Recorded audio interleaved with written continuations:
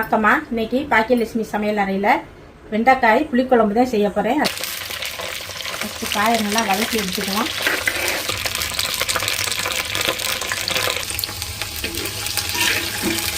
வதங்கிடுச்சு, எடுத்துடலாம்.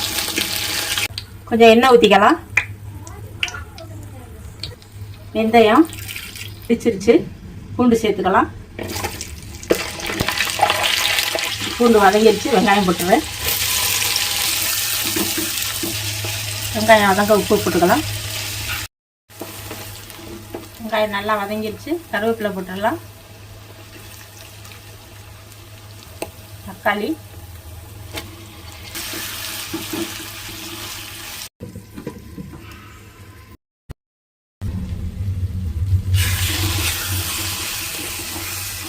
இந்த வதக்கி வச்சிருக்க வெண்டைக்காய் சேர்த்துக்கலாம்.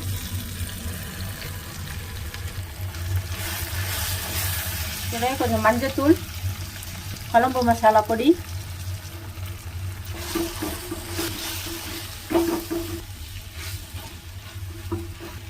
இதோட தண்ணி சேர்த்துக்கலாம்.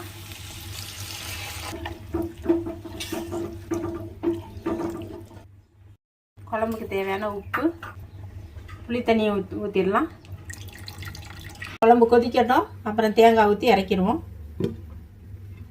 10 நிமிஷம் நல்லா கொதிச்சிருச்சு. இப்போ தேங்காய் போட்டுட்டு இறக்கிடலாம். இது அரைச்சி வச்ச தேங்காய் பேஸ்ட்டு.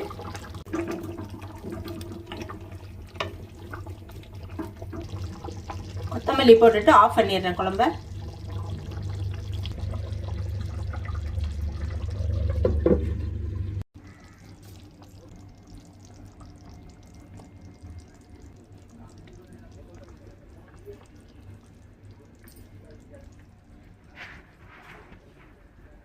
எல்லாருமே நார்மலாக செய்கிற குழம்பு தான் இருந்தாலும் நம்ம வீடியோவில் ஒரு வெண்டைக்காய் புளிக்குழம்பு போடணும் அப்படிங்கிறதுக்காகத்தான் காமிச்சிருக்கேன்.